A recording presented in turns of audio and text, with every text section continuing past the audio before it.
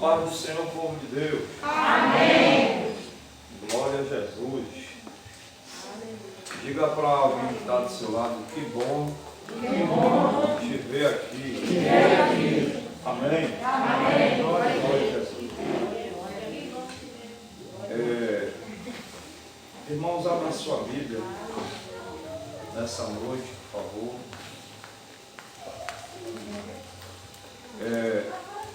Epístola aos Gálatas. Onde é isso, pastor? Está na Bíblia. Mateus, Marcos, Lucas, João, Atos, Romanos, 1 Coríntios, 2 Coríntios. Aí fica fácil. Amém? Pastor, e Mateus 6,12 já mudou? É porque assim, tem hora que a gente coloca feijão no fogo, aí pensando que no forno não tem nada. Quando a gente abre o forno, aí a prioridade do chefe é o que está no forno, não é o que a gente preparou. Aí tem que compartilhar. Nós estamos compartilhando com os irmãos aqui uma série de mensagens subordinada ao tema como desfrutarmos uma verdadeira comunhão com Deus. Aí dentro desse tema, nós temos aprendido que para desfrutarmos de uma verdadeira comunhão com o Senhor, precisamos reconhecer a importância e a nossa necessidade de uma vida de oração. Aí dentro desse tópico de reconhecermos a importância e uma necessidade, a nossa necessidade de uma vida de oração, entendemos que a oração ela abrange o aspecto pessoal, devocional, você a sós com Deus, o aspecto coletivo e o aspecto familiar. A oração ela precisa abranger a sua vida pessoal, a sua vida devocional, o seu particular. Você precisa ter um momento a sós com Deus. É o que Jesus disse. Entra no teu quarto, fecha a porta. Ô pastor, e no quarto que não tem porta? Bota uma cortina, bota 2 pregadores. E se não tiver pregador, arruma uma ripa. Bota atravessada assim, ó. Agora o problema é quando tem um menino como esse, que vem de lá para cá chupando tudo. A gente está orando, a gente pensa até que é o arrebatamento da igreja. A ripa bate no chão e ele toma juízo daquilo. Mas a ideia é essa. A ideia é você ter um momento a sós com Deus. E essa oração também, essa vida de oração, ela precisa abranger o aspecto familiar. E mais à frente nós iremos entender. É uma das dificuldades maiores que nós temos como igreja. É aplicar, é exercer a vida de oração no aspecto familiar. É aquele momento que você se une à sua esposa, se reúne aos seus filhos, com a sua família, para dobrar o joelho em coletividade, em família. Quando se pode fazer isso? Quando você tem em casa a esposa cristã, o esposo cristão, né? Então, os filhos, é muito importante, irmãos, e é de extrema necessidade que você exerça isso, que você aplique isso, um momento de oração de forma coletiva em família. Isso enriquece a vida espiritual da família. Sem perceber, você envolve seus filhos no ambiente da oração, um ambiente que para muitos deles é estranho. A maioria dos nossos filhos ainda não descobriram prazer na vida de oração. E a oração ela só passa a ser desejada quando nós descobrimos prazer na vida de oração. E também de forma coletiva, juntamente com o povo de Deus, o corpo de Cristo. Mas é assunto mais lá para frente, né?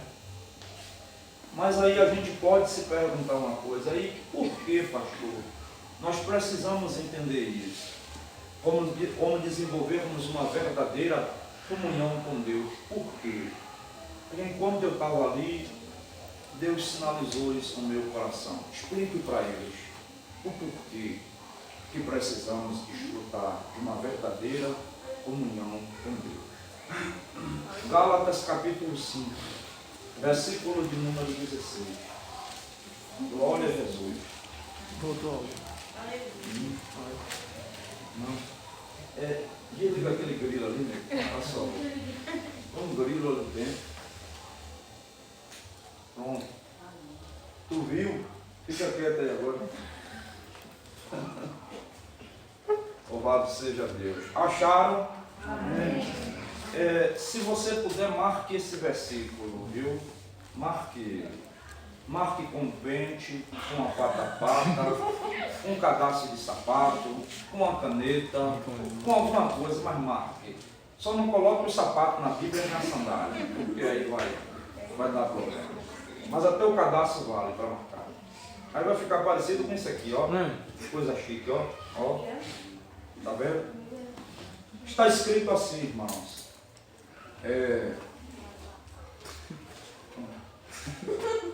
Pronto. Deixa eu olhar aqui para não castigar vocês. Não torturar vocês. Nós temos até as 12, né? Glória a Deus. Aí, rapaz, tem crente aí. Não olha, viu? Verônica fez assim, não me assusta não,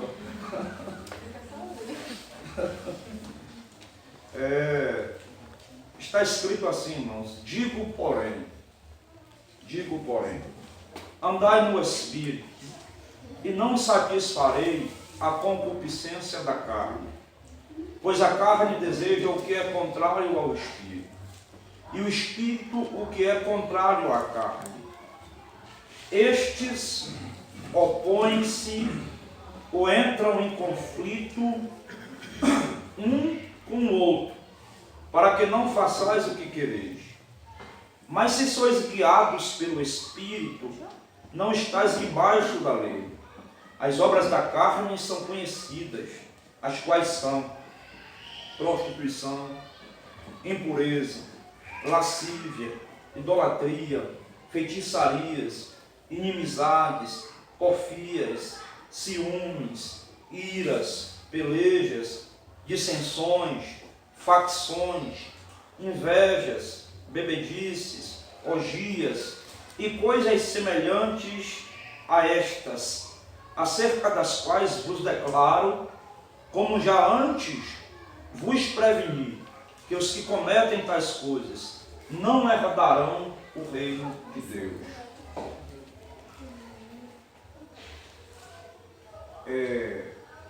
Quando nós lemos esse texto, irmãos, encontramos uma instrução, uma recomendação por parte do Espírito Santo, através da vida do apóstolo Paulo, orientando os irmãos a andarem em Espírito. E o que significa andar em Espírito? Qual o significado dessa expressão? É que durante o dia todo a gente vai ficar igual zumbi no meio da rua, no Espírito? Não, irmãos, não é isso. Andar no Espírito significa viver uma vida subordinada à direção e à vontade de Deus.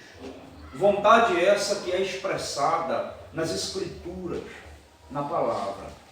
Então, andar segundo o Espírito, andar em Espírito, é vivermos uma vida de renúncia às nossas vontades e desejos que contrariam a direção ou a vontade de Deus revelada na sua palavra. Isso é andar em Espírito. A recomendação é essa. Só que no mesmo texto, o Senhor vai nos orientar, nos advertir sobre uma realidade que precisamos entender. Que dentro de nós há duas forças. Uma força que nos projeta, que nos promove, que nos induz a nos subordinarmos à direção de Deus, a andarmos em espírito, e uma outra força que nos induz, que nos promove a andarmos segundo a vontade da nossa carne, aos nossos desejos, às nossas emoções, aos nossos sentimentos, ignorando o que Deus acha, o que Deus pensa, a vontade de Deus. Eu vou dar um exemplo para você muito claro, para você entender esse conflito, como ele funciona. Quando Eva esteve diante do fruto proibido, ela já era consciente que a vontade de Deus não permitia a ela provar daquele fruto. Porém está escrito que o fruto era agradável aos olhos, bom e desejável para se comer. Então ela foi seduzida pelo desejo da carne dela, por algo que o inimigo usou para atrair ela, para que ela contrariasse a direção de Deus. Vou usar um outro exemplo para você. Uma pessoa faz algo com você que lhe fere, lhe machuca, magoa você. A vontade que você tem é de nunca mais falar com aquela pessoa, é de nunca mais olhar para aquela pessoa. É a sua carne imperando, a sua carne prevalecendo.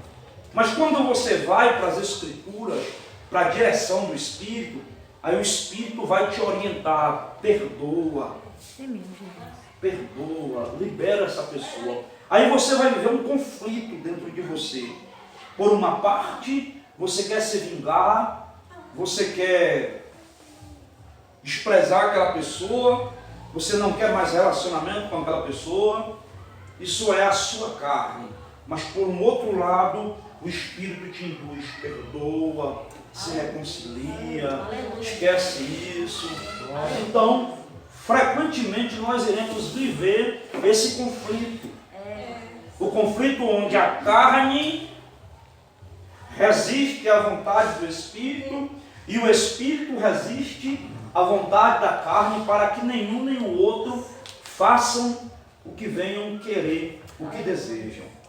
Porém, no mesmo texto, a Bíblia vai dizer que se nós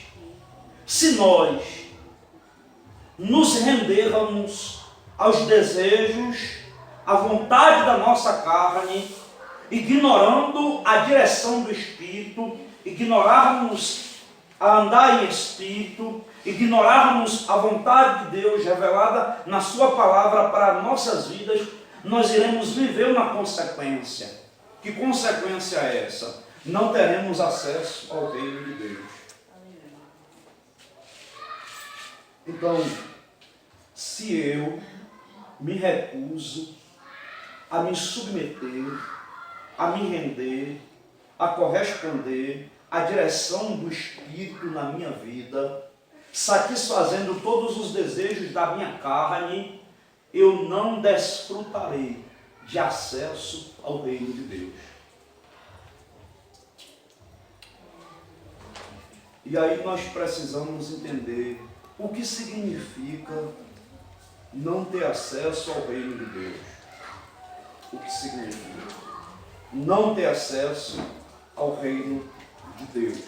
Aí agora abra a sua Bíblia. Novamente, em Lucas, é Lucas, Jesus. Tem dia que a gente é pego de surpresa, aí complica um pouco aqui, viu, gente? Lucas 16, pronto. Versículo de número 19. Lucas 16, versículo de número 19.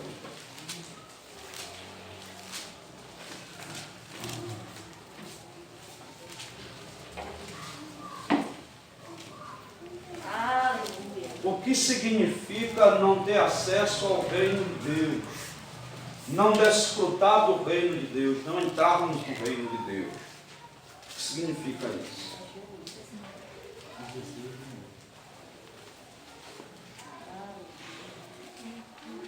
Alguns teólogos, alguns estudiosos, né, classificam esse texto que eu vou ler para vocês como uma parábola.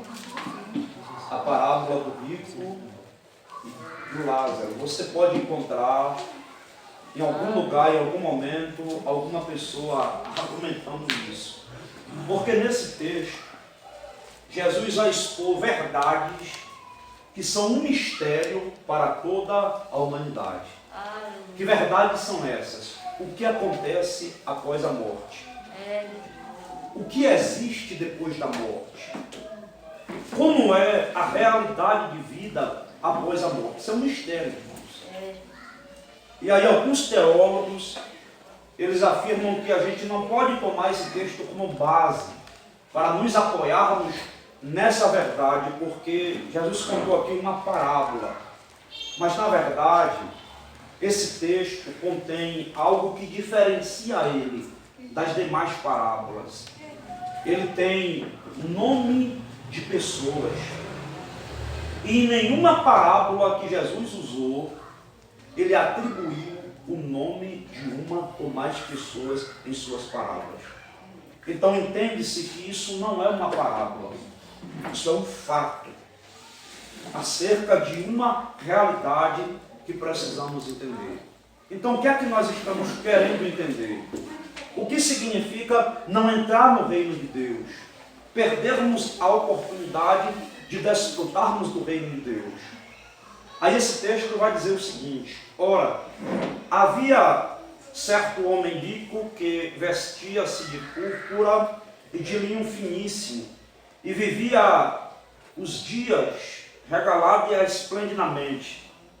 Isso representa alguém que vivia uma vida confortável, que vivia uma vida privilegiada, que vivia uma vida de luxo, de riquezas, que não lhe faltava nada nessa terra. Havia também um certo mendigo chamado Lázaro, que havia cheio de chagas à porta daquele, que jazia cheio de chagas à porta daquele, e desejava alimentar-se com as migalhas que caíam da mesa do rico. Os próprios cães vinham lamber-lhe as chagas. Morreu o mendigo. Primeiro ele registra, expõe a realidade dessas pessoas em vida.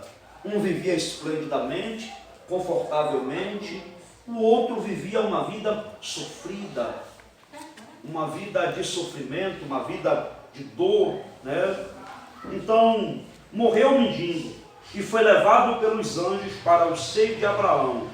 Morreu também o rico e foi sepultado no inferno, estando em tormentos, ergueu os olhos e viu ao longe Abraão e Lázaro no seu seio. É importante que você entenda que existe um lugar intermediário entre a vida e a nossa condição eterna definitiva. É como se entre essa vida e entre a eternidade, o lugar definitivo, onde iremos estar com o Senhor para sempre, existisse um intervalo, um lugar intermediário.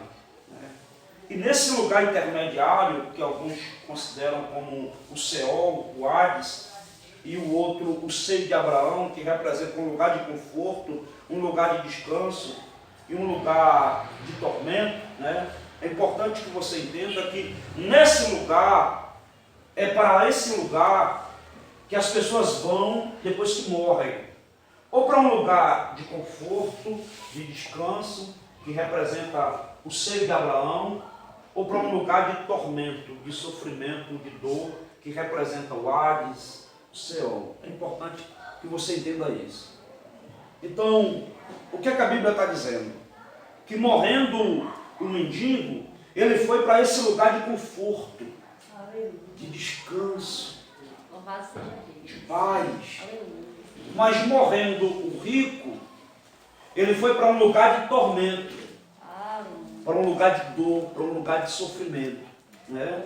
E aí o texto continua dizendo o seguinte: então chamou o pai Abraão, tem misericórdia de mim, e manda Lázaro que molhe na água a ponta do seu dedo e me refresque a língua, porque estou atormentado nesta chama. Eu vou deixar até aqui para a gente não alongar aqui nesse texto, para dar tempo para a gente voltar. Então, o que é que eu estou querendo compartilhar com vocês? O que é que eu estou querendo explicar para vocês? É que não desfrutar do acesso ao reino de Deus é que, se não nos rendermos ou nos submetermos à direção do Espírito, nós iremos para esse lugar de tormento, para esse lugar de sofrimento, Aleluia. para esse lugar de dor. Então eu preciso entender isso com muita diligência, com muita precisão, porque me recusar a me render, a me submeter à direção do Espírito na minha vida, pode custar um preço muito caro para mim. E essa condição é irreversível. Observe que, se você ler o texto aí direitinho, né, esse rico se mostra arrependido, mas ele deixou para se arrepender quando já era tarde demais. Esse rico, ele vai orar, ele vai dizer: pai Abraão, manda que Lázaro molhe a ponta do meu dedo, molhe a ponta do dedo dele e venha refrescar-me, que eu estou nesse lugar de tormento. É importante que você entenda que ele orou, mas deixou para orar tarde demais. Se você ler o texto direitinho, você vai perceber que ele também intercedeu pela família. Ele vai dizer: já que não há mais jeito para mim, então manda alguém ir avisar os meus pais, o meu pai e meus 5 irmãos. Então entenda que o inferno, a condenação eterna, é um lugar de consciência, é um lugar de tormento, é um lugar de dor, mas também é um lugar onde a pessoa vai ter consciência que teve a oportunidade, que Deus deu a oportunidade a ela. E segundo alguns estudiosos, esse é um dos sofrimentos que haverá no inferno. É você lembrar que você teve a oportunidade e não aproveitou. Imagine-se nessa vida, quando nós perdemos uma oportunidade, o coração corta, a gente fica triste. Imaginem lá na eternidade. Então, irmãos, escute isso com muita atenção. Se recusar a vivermos uma vida segundo a direção do Espírito, pode custar muito caro, pode nos deixar de fora do reino de Deus e nos condenar a um lugar de dor e a um lugar de tormento. Pastor, então, eu preciso, né, pastor, me render à direção do Espírito, senão eu não terei acesso ao reino dos céus. Sim. Mas qual é a dificuldade de muitas pessoas? Elas até querem, elas até desejam, elas até aparentam amar a Deus e temer o inferno. Porém, elas encontram muita dificuldade para se render à direção do Espírito. Por quê, pastor? Eu vou lhe explicar. Levanta aí, Cláudio. Fica em pé. Pronto. Levanta aí, Davi. Fica em pé aí. Não? Tem vergonha? Cadê o menino corajoso aí? O tamanho de Davi. Não? Pronto. Pode sentar você aqui. Se eu colocar Cláudio para medir forças com Paulinha, quem vai ganhar? Hã? Quem vai ganhar, Cláudio? Porque ele é mais forte. Então, é um confronto até injusto pelo tamanho de Cláudio e pelo tamanho de Paulinho. Então, é assim que às vezes acontece conosco. A força do nosso espírito está do tamanho de Paulinho. E a força da nossa carne está do tamanho de Cláudio. É por isso que na maioria das vezes não conseguimos nos rendermos à vontade do Espírito. Porque o Espírito está fraquinho. Mas a carne está gigante. E por que isso acontece, pastor? Por que isso acontece? Porque vai crescer aquele que se alimenta mais. Quem mais se alimentar é que vai ter mais força. Então, se você alimenta pouco o seu espírito, se você não investe tempo na sua vida de oração, se você não investe tempo no seu relacionamento com a palavra, se você não investe tempo em momentos como esse para absorver, para reter esse conteúdo, o seu espírito enfraquece. Aí você é uma pessoa que costuma gastar muito tempo, né? Você gasta muito tempo no celular, você gasta muito tempo na televisão, você se ocupa tanto no dia a dia que quase não sobra tempo para orar, para ter um contato com a palavra, para ouvir, para assistir um conteúdo que venha alimentar o seu espírito, uma pregação, um louvor. Então o que é que vai acontecer com você? Você será uma pessoa que até terá vontade de se submeter à vontade de Deus, de andar conforme a direção do Espírito, só que você não vai ter estrutura, não vai ter força, porque a sua carne está mais forte. Aleluia. Você até tenta. Nós conversamos às vezes com algumas pessoas afastadas do Evangelho, né, que se afastaram, e elas costumam confessar para nós, dizendo: olha, eu até tento, eu até desejo, mas eu não tenho força, eu não consigo, é mais forte que eu, e de fato é isso que acontece. Então, se nós não atentarmos para isso, para reconhecermos o valor, a importância e a nossa necessidade, irmãos, de uma vida de oração, além das 4 paredes do templo, nós não teremos condições de nos rendermos à direção do Espírito. Suas emoções vão lhe dominar. Escute isso. Suas emoções vão lhe dominar. Seus sentimentos vão lhe dominar. Seus desejos vão lhe dominar.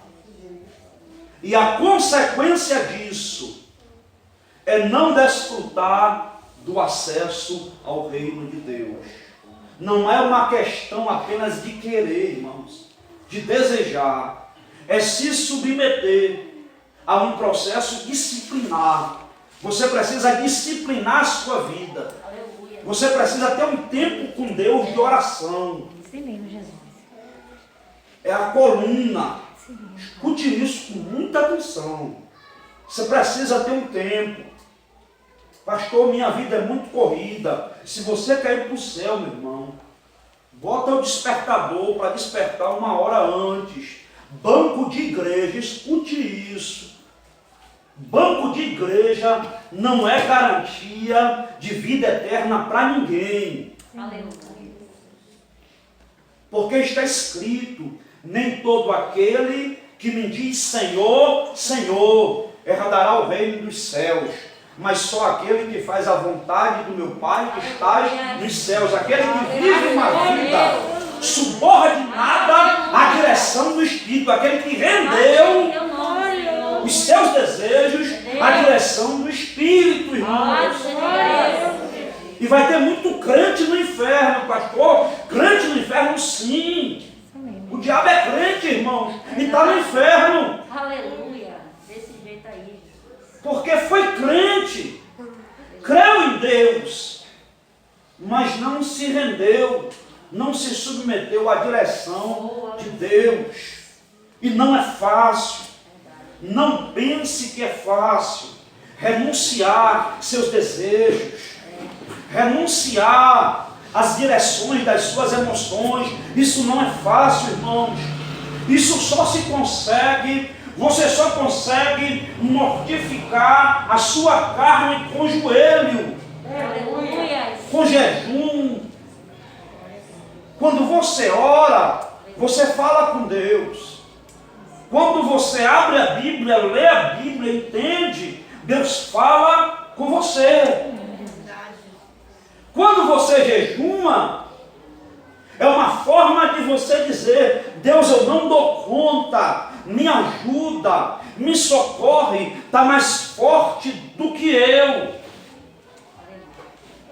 Então entenda isso com muita precisão, com muita diligência. Por isso que nós estamos tentando ensinar aqui para vocês, conscientizar vocês acerca da importância de uma vida de oração. Irmãos, quem ora vive diferente.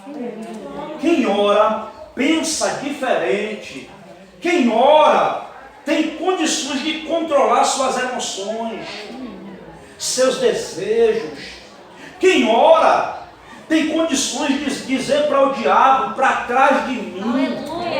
Porque está escrito que só o Senhor teu Deus servirás e só a Ele adorarás.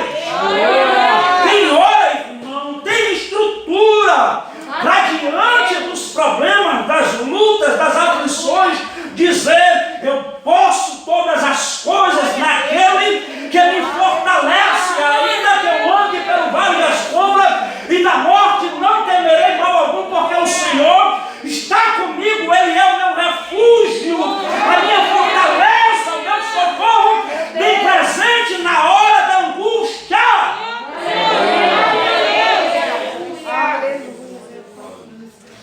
Mas se não orarmos, irmãos, você quer ver uma coisa, irmãos? A maioria de nós não tem fome da palavra.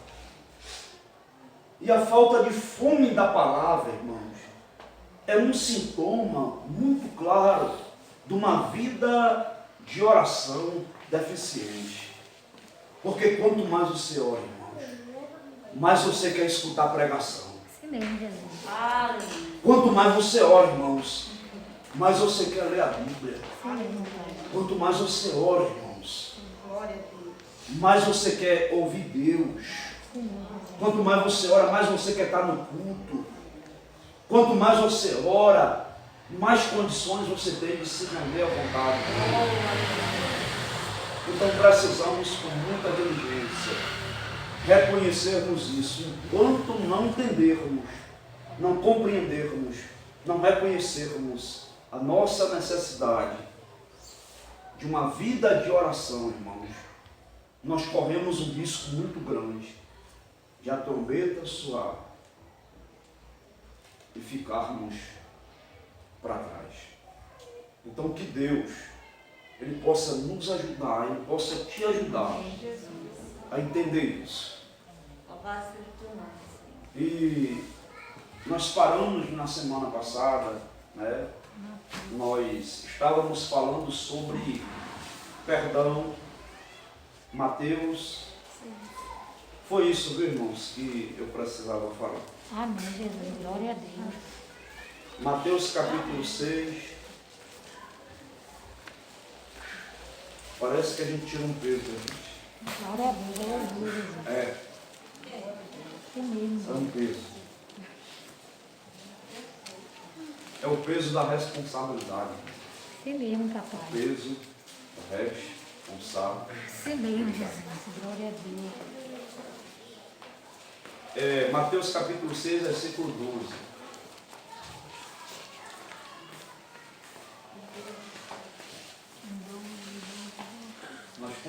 uns 15 para as 8. Já tem uns 30 minutos. Glória a Deus. Vou pregar mais 15.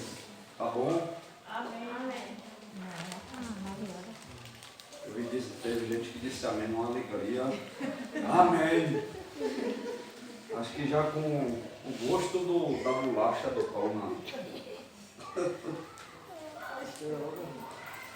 Mateus 6, versículo 12, está escrito assim: perdoa-nos as nossas dívidas, assim como nós perdoamos aos nossos devedores. Amém? Tem alguém aqui com alguma dúvida acerca desse assunto que nós estamos compartilhando aqui às quintas? Está claro? Nós estamos entendendo as instruções de Jesus acerca da vida de oração no aspecto devocional. E aí nós já entendemos que o Pai Nosso é um conjunto de instruções acerca de como construirmos, como organizarmos a nossa vida de oração no aspecto devocional. Entendemos que as nossas necessidades nunca devem ser prioridade na vida de oração. Quem entendeu isso? Amém. Você sabia que as necessidades na vida de algumas pessoas se tornam Deus? Eu vou repetir para você entender isso. Na vida de algumas pessoas, as necessidades se tornam um Deus. Explica, pastor. Essa pessoa só intensifica a vida de oração quando está vivendo alguma necessidade, quando está passando por algum problema, quando está enfrentando alguma crise. Essa pessoa só jejuma diante de alguma circunstância adversa, diante de algum problema, diante de alguma situação difícil. Essa pessoa só é frequente no culto quando o vento sopra, quando a tempestade bate. Então, a vida de oração dela ou dele é condicional à intensidade do vento. Então, o que motiva essa pessoa a orar, a buscar a Deus, não é o prazer de Deus na vida dela, da presença de Deus, é as suas necessidades. Então eu preciso ter cuidado para que as minhas necessidades não se tornem um Deus, para que as minhas necessidades não sejam a motivação para me buscar a Deus. Imagine se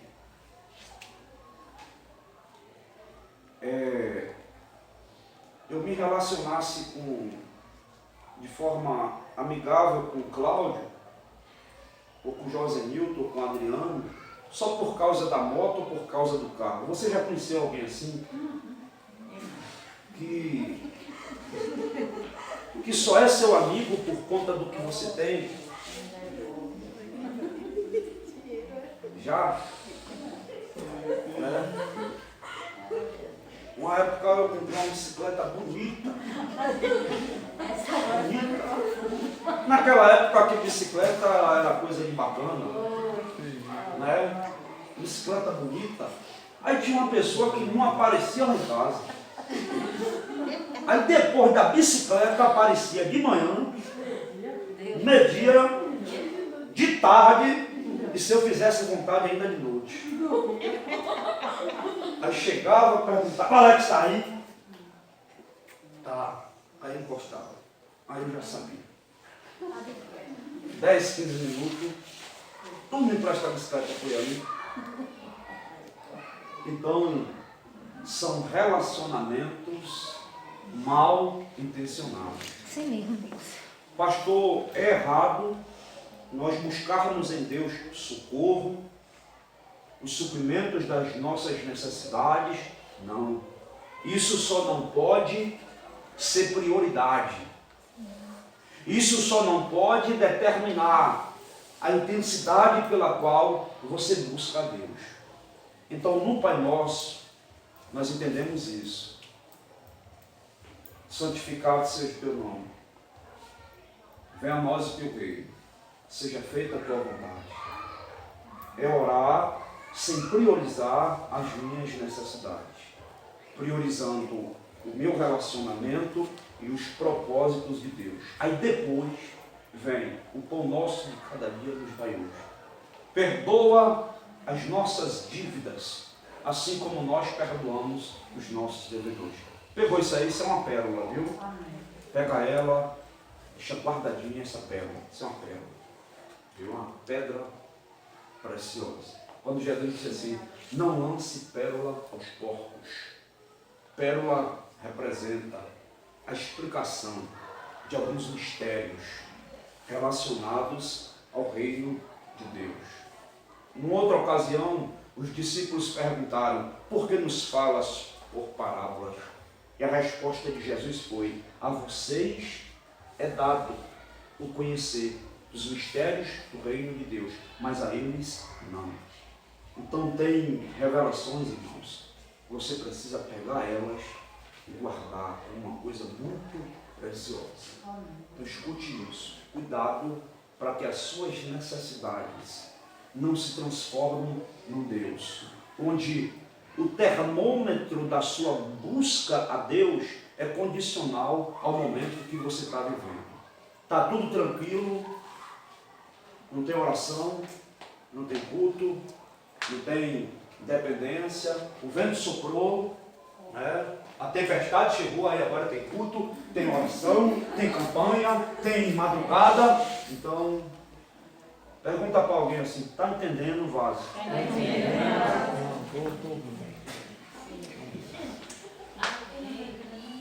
Então vamos lá.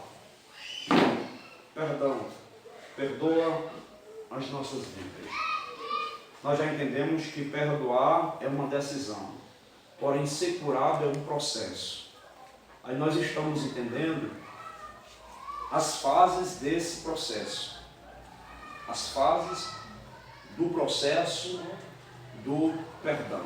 Quando você é ferido, quando você é magoado, quando você é atingido por alguém, a sua alma é ferida, a sua alma é fragmentada. Assim como no corpo, quando somos feridos, precisaremos de um tempo e de processos para que haja recuperação, assim também é a nossa alma. Aí nós entendemos que nesse processo do perdão, que escolher perdoar é uma decisão, liberar o perdão é uma decisão, mas perdoar é um processo. E aí eu preciso entender as fases desse processo, né? E aí nós falamos aqui sobre a indiferença. A indiferença pode ser a principal característica de uma pessoa ferida. Na prática, o extremo oposto do amor não é o ódio, mas a indiferença. A rejeição prolongada pode produzir um sofrimento tão agudo que mata os sentimentos e aniquila qualquer tipo de consideração com o agressor. Depois de lutar muito com a rejeição, a tendência é se tornar indiferente, ou seja, como não podemos matar literalmente a pessoa, escolhemos matá-la dentro de nós, no nosso coração. A gente já viu isso aqui semana passada, muito comum em casamentos, onde o amor esfria, o ódio, a raiva, a indiferença aniquila o amor. E a pessoa passa a rejeitar o outro, a desprezar o outro, a se distanciar do outro, né? E aí precisamos ver agora que depois da indiferença vem a raiva. Era para ser o contrário, né? Primeiro a raiva, depois a indiferença, mas não. Na ordem, a indiferença vem primeiro. Aí depois vem a raiva. Tudo isso após você escolher perdoar.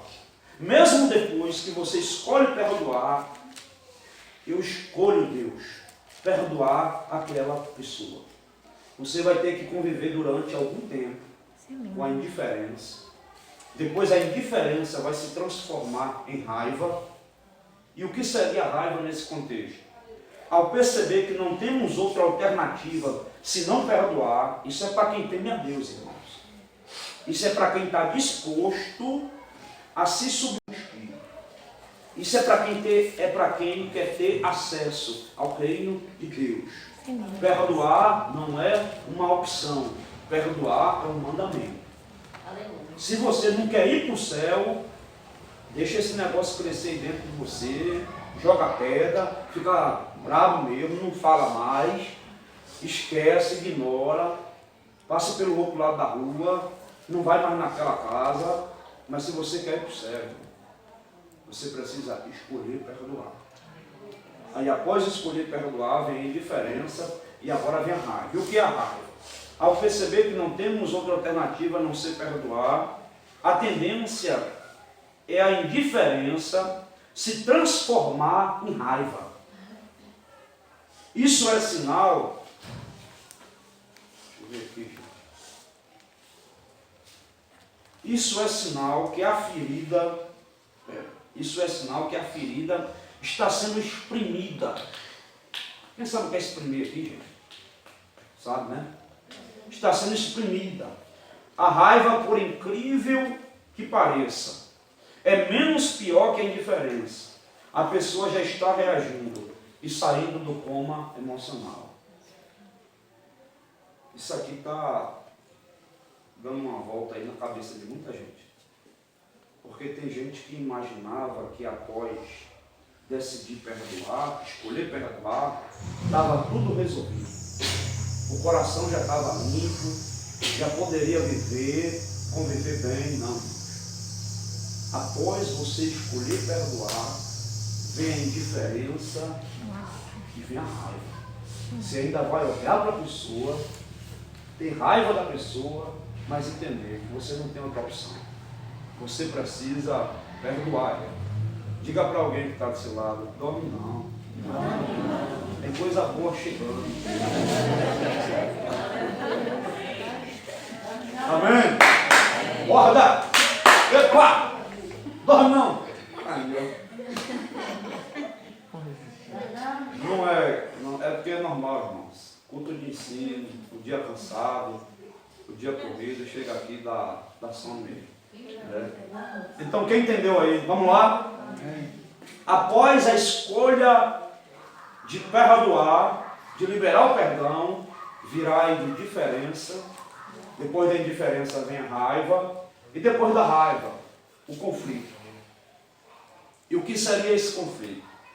Mediante a convicção do Espírito, a raiva vai perdendo a força.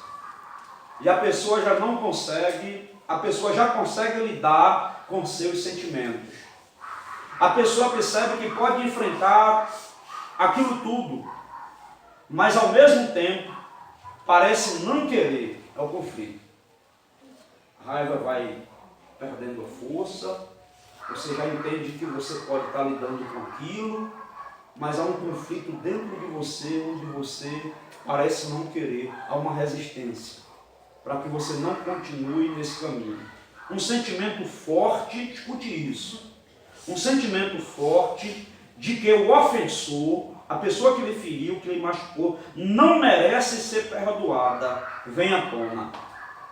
Porém, não é mais uma luta desigual.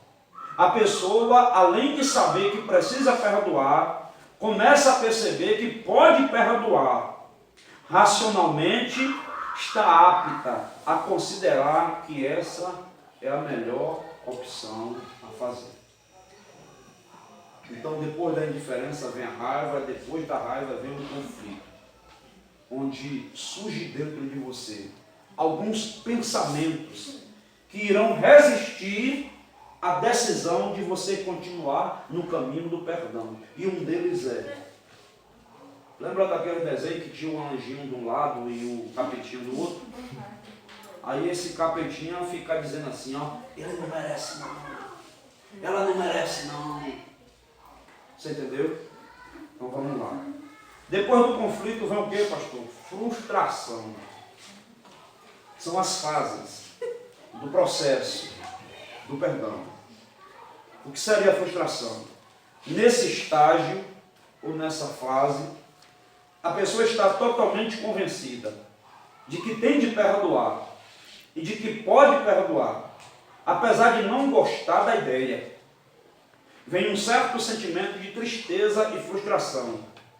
Porém, ao mesmo tempo em que se sente impotente diante de tudo o que sofreu, é fortalecida por uma convicção de que está fazendo a coisa certa. Mesmo seguindo adiante nessa decisão, bate uma tristeza no coração, um sentimento de frustração, como se não fosse aquilo que você deveria fazer. Porém, agora com a ajuda do Espírito Santo, recorrendo à ajuda de Deus, lembrando isso, que eu já falei isso, que você não consegue perdoar uma pessoa sem a intervenção do Espírito Santo na sua vida. Sim. Você pode até esquecer, você pode até fingir que perdoou, mas de fato perdoar, ser curado, lembrar sem sentir dor, sem sentir raiva, sem sentir mágoa, sem tristeza, você só consegue isso através do Espírito Santo de Deus. Aí você é fortalecida por uma convicção de que está fazendo a coisa certa. Após a frustração vem a aceitação. Olha a coisa como vai evoluindo. Irmãos, isso aqui, irmãos, é um dos processos relacionados a um assunto muito necessário na vida de cada um de nós. Todos nós, escute isso, pastor, não generaliza. Todos nós temos em nossa alma, todos nós temos em nossa alma, alguns de forma maior, outros de forma bem menor, mas todos nós temos uma ferida aberta que precisa ser curada, que precisa se fechar. Isso pode ter sido uma frustração, uma decepção, uma palavra que a pessoa nem imaginou, mas aquela palavra lhe feriu, uma atitude, uma expectativa não correspondida. Então todos nós temos algo que quando nós nos lembramos, eu não quero nem lembrar desse negócio, eu não quero nem pensar nisso. Não. Por que nós temos? Porque somos pessoas mergulhadas numa realidade de relacionamentos familiares, relacionamentos conjugais, relacionamentos sociais, da igreja, do trabalho. Então, em algum desses momentos, aconteceu algo, ou acontece algo, que gera uma ferida na nossa alma. E esse processo aqui, irmãos, é um processo de cura da alma. Tem muitas pessoas doentes, emocionalmente, pessoas com síndrome de tristeza, de pânico, né? Pessoas em princípio de depressão, em processo de depressão, pessoas que desenvolvem doenças físicas por um nível de tristeza muito elevado, por um nível de dor emocional muito elevado, né? Aquela pessoa foi tão machucada na alma que ela adoece fisicamente, né? Então isso aqui é um processo de cura. Em alguns casos, irmãos, após passar pelo processo do perdão, existem muitos casos de pessoas que são curadas no corpo, ao terem sua alma curada. Né? Então isso aqui é um processo de cura da alma. E todos nós precisamos disso aqui, irmãos. Todos nós. Então, aceitação. A pessoa se conforma com a ideia, colocando sua obediência acima dos seus sentimentos. Opa, segura isso. Aceitação. A pessoa se conforma com a ideia, eu tenho que perdoar, eu preciso perdoar. Colocando a sua obediência a Deus acima dos seus sentimentos. Qual é o problema de muita gente, irmão? Qual é o problema de muitos conflitos na realidade congregacional? Qual é o problema de muitos conflitos na realidade conjugal? Qual é o problema de muitos conflitos, irmãos, nos relacionamentos pessoais? É quando nós permitimos que os nossos sentimentos estejam acima da nossa obediência a Deus. Essa conta nunca fecha. Alguém sempre vai sair no prejuízo. Então, quando é que isso muda? Quando eu pego meus sentimentos e coloco eles abaixo da minha obediência a Deus. Então, o que vai ditar as regras não é o que eu estou sentindo, não é o que eu estou querendo fazer, não é o que eu estou querendo falar, não é a palavra que eu estou querendo dizer, não é a atitude que eu estou querendo tomar. O que vai ditar as regras não é o que eu quero, não é meus sentimentos, mas é a vontade de Deus na minha vida. Amém. Se é para recuar, eu recuo. Verdade. Se é para ir em frente, eu vou. Louvado seja Se é Deus. para me calar, eu me calo. Glória a Deus. Se é para falar, eu falo. Louvado seja Deus. Aqui, irmãos, está o segredo de um lar bem-sucedido, Louvado seja de Deus. uma família bem-sucedida, de uma igreja, irmãos, forte, de uma igreja poderosa na terra, uma igreja que cada crente sabe lidar. Eu não estou falando com ausência de conflito, sempre vai ter, aborrecimento sempre vai ter, Aleluia. situações contrárias sempre vai ter, mas a forma como nós administramos isso nos torna saudáveis Aleluia. emocionalmente. Louvado seja Deus. Eu me aborreço com Douglas, eu me chateio com Douglas, mas quando eu percebo que meu coração está inflamado, eu vou para o joelho e digo: Deus, eu não posso ficar assim com ele. É, Deus. Limpa meu coração, Deus, me ajuda a olhar para ele, Senhor, sem sentir raiva dele. Verdade, é desse jeito aí.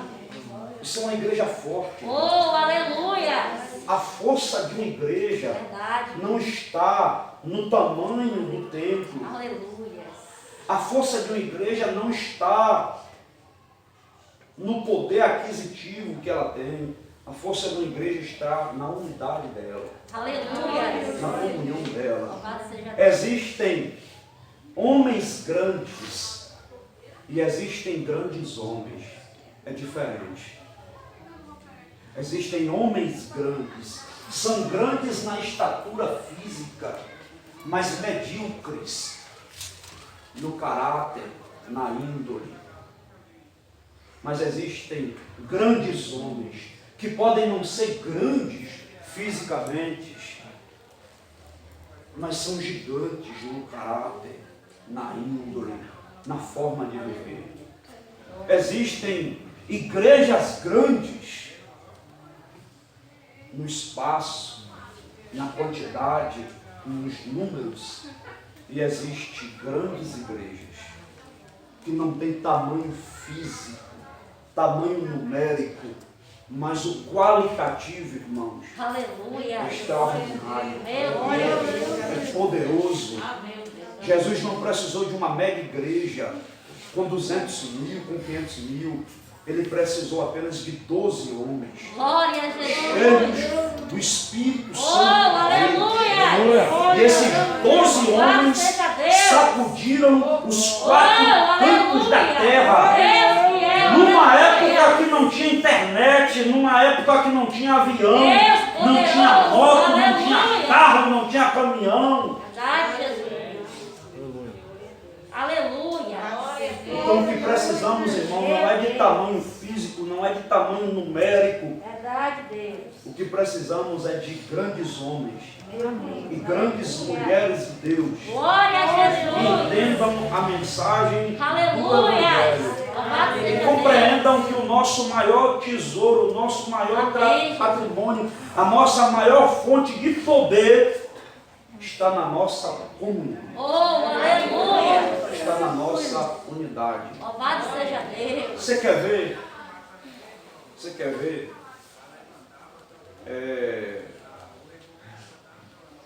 Mas essa patroa aí, essa princesa, eu não sou bom em datas não, viu, irmãos? Mas já tem aí uns 16 anos, né? Irmão, só Deus sabe, irmão. Os perrengues que a gente sofreu já, que a gente já passou já. Só Deus sabe. Se eu sentar com você uma hora e começar a contar, eu acho que até o que você tem na mão, você entrega com pena. Sobre o que a gente já viveu. Mas teve uma coisa que sempre foi um diferencial na nossa vida. A nossa união. A nossa união. Porque uma família forte não é uma família rica. Não.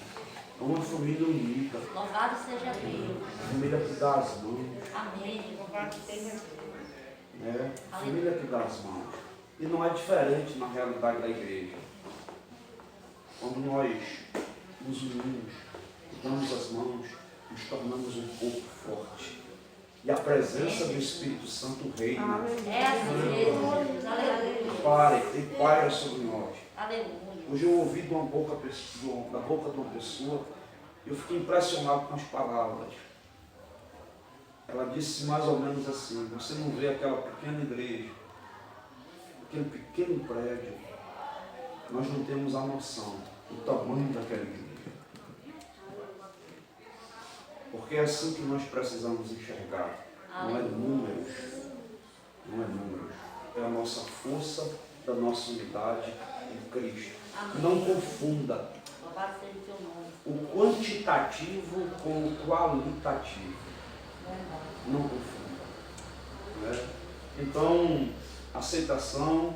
E aí após a aceitação vem paz. Aleluia. Diga assim para alguém: a paz vai reinar. A paz vai reinar. Amém. Haverá paz, irmãos. Eu queria profetizar isso sobre a sua vida. Haverá paz. Haverá paz. Onde há guerra, haverá paz. Onde há conflito, haverá paz. Onde há discórdia, haverá paz. Porque Deus vai te dar a capacidade de perdoar. E quando há perdão, há paz. A paz volta a reinar. Após sustentar com firmeza a postura de perdoar, Amém. começa a desfrutar da paz que há tanto tempo perdera. Esse é o indubitável sinal da vitória sobre a amargura. Tem áreas que já não há mais paz. É guerra, é conflito, é discussão, permanentemente. E quando se decide perdoar, a paz volta.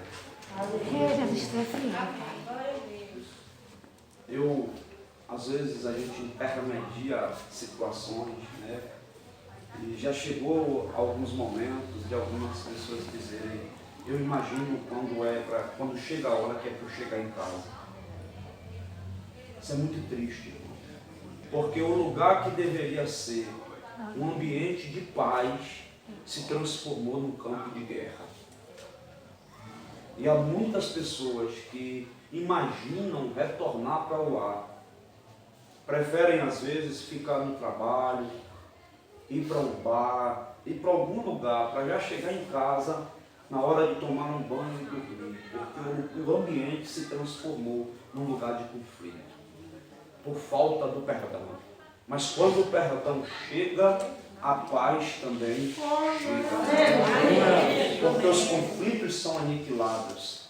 As guerras são aniquiladas pelo poder do perdão. Memória cicatrizada.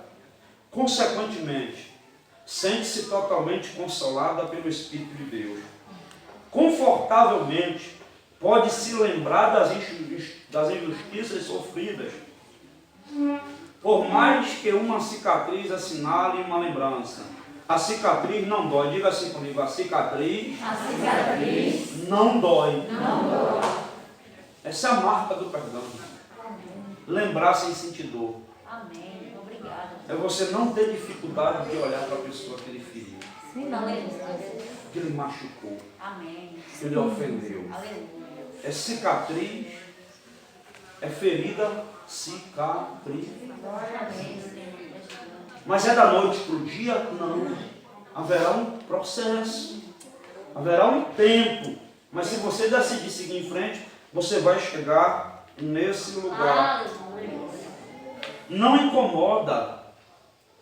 Não é assim. Não tem gente que quando chega num ambiente incomoda a gente?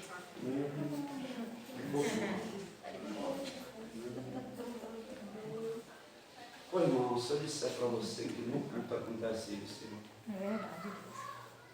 você acredita? No culto, irmão, na igreja, na casa de Deus acontece isso. Tem gente que fica incomodada quando a outra pessoa chega. Sim mesmo. Tem gente que dá graças a Deus quando vem no culto, irmão, que não dá. E deixa eu me espantar mais ainda. Isso é normal, irmãos. É normal, porque no nosso meio tem pessoas que ainda estão amadurecendo. Elas ainda não tiveram a oportunidade que você está tendo hoje de entender o processo do perdão. Né? Você não tem como, irmão, cobrar de um aluno de quarta série, que ele resolva uma equação do segundo grau. Porque a equação do segundo grau já é matéria que ajuda a gente, quem está estudando. Do ensino médio. Então não tem como cobrar dele. Então não podemos cobrar das pessoas aquilo que elas ainda não podem oferecer. É preciso paciência. É assim mesmo. É por isso que tem gente que põe som da igreja, a gente vai lá, a gente conversa, a gente ora, né? Mas tem gente que a gente diz assim, ó, boa viagem. Ô irmão, adular crente maduro, irmão. Crente que já sabe o que é a vida, irmão. Adule não, irmão. Não tenho dificuldade não, irmão. Precisamos dar atenção, sim. Mas adular, não, porque tem pessoas que elas precisam exercer a maturidade que elas já adquiriram. Fique tratando um filho seu como criança o tempo todo para você ver. Verdade. Tem momento, deixa cair mesmo. Deixa quebrar a cara que aí ele vai. Isso aí mesmo, se compreender. Não é assim? Se compreender. Vai se compreender. Menino, não entra nesse mato aí, nesse mato é ortiga. Ele vai indo. Ah, eu vou que não sei o quê. Então vai. Vai. Você entendeu, irmãos? Então, vamos lá. Então tem pessoas, irmãos, que elas não entenderam isso aqui ainda. Tem pessoas que vão se ofender, né? Eu fui visitar um pessoal, o pessoal disse assim, eu fui perguntar, procurar saber o motivo, porque estava se afastando da igreja. O pastor, é porque um pessoal lá que me olhou com a cara feia. Olha, eu disse, Joselino. Não foi, André? O santo.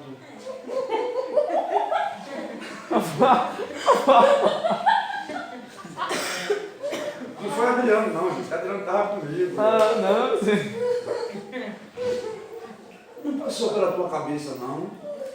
Se aquela pessoa estava com o dente doendo, com dor de barriga, não é, velho?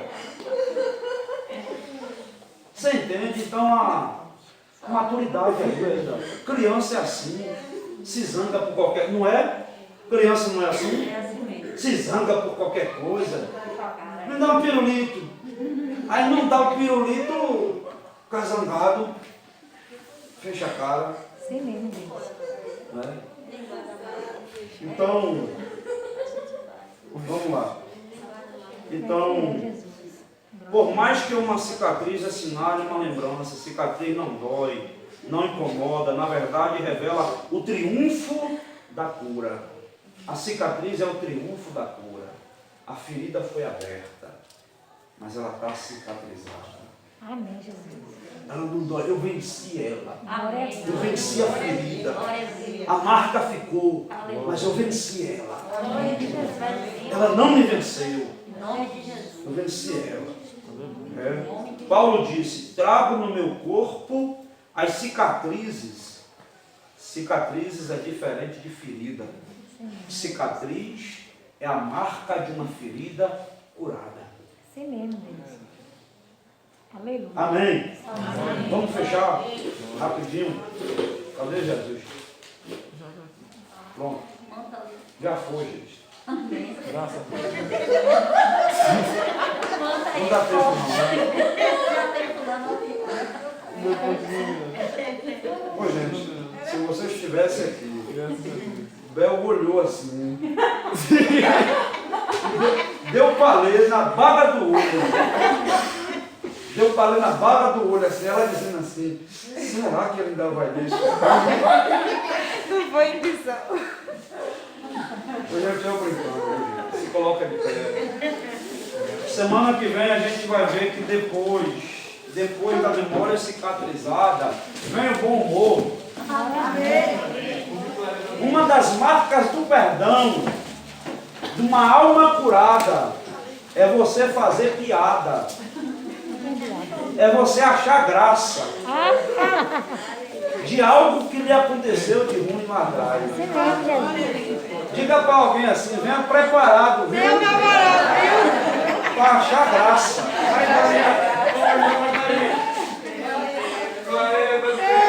Amém. Eita Jesus. Vamos orar. Irmãos, o parente nosso, né, que tem no dia de Solange, de Cláudio, sobrinho da irmã Damiana, ele está internado, está com Covid, né, gente? Faz alguns dias.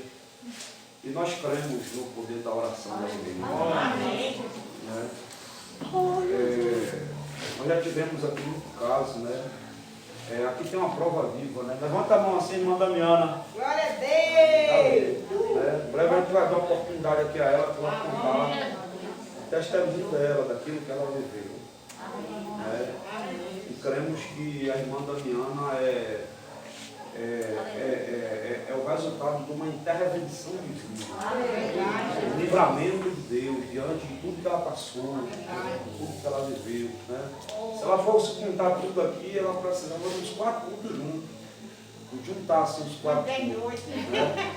Mas aí a gente vai dar uns 10 minutos, 15 minutos a ela, para ela compartilhar um pouquinho, para que o nome do Senhor seja glorificado. Nós, quando oramos, a oração, ela move os céus em favor da terra. Escute isso, Deus não se compadece com o sofrimento. Não espere Deus responder ao seu sofrimento, não.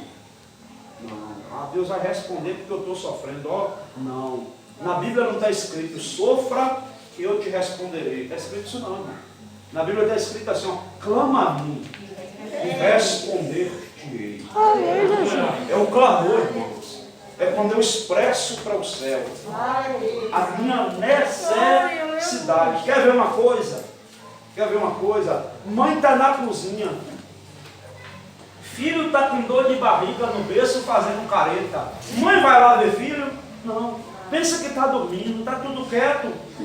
Está dormindo.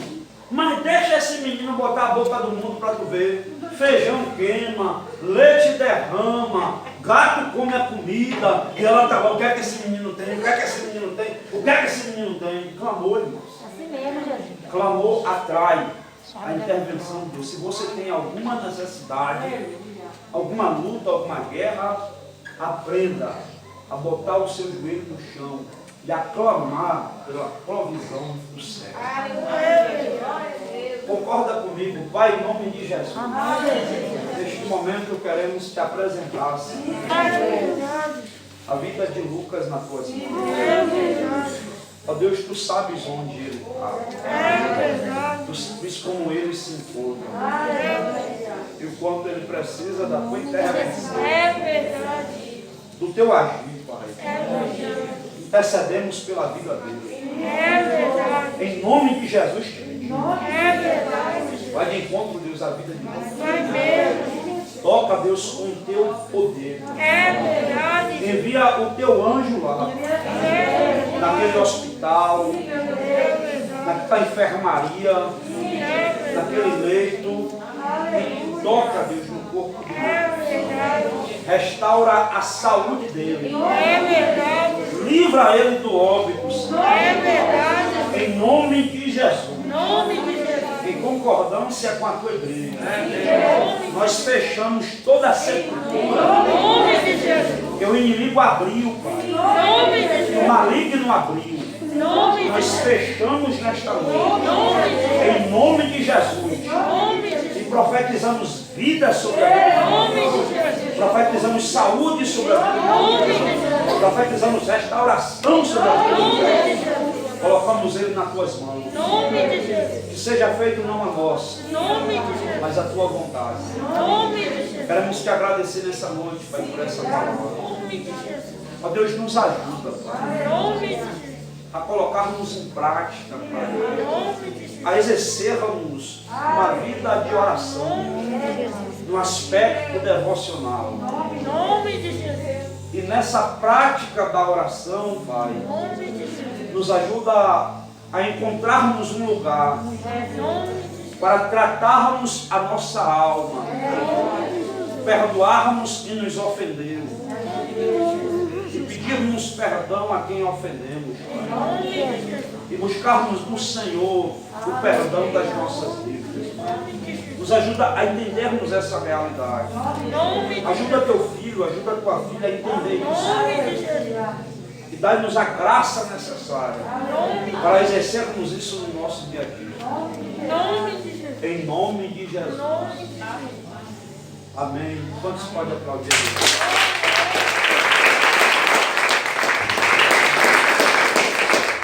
Que o amor do nosso Deus Pai, que a graça salvadora do nosso Senhor e Salvador Jesus Cristo, que as consolações, a comunhão e a presença do Espírito Santo permaneçam com todos agora e sempre.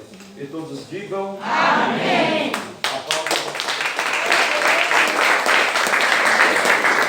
Vão em paz, em nome do Senhor Jesus. Como Peço ao Glorião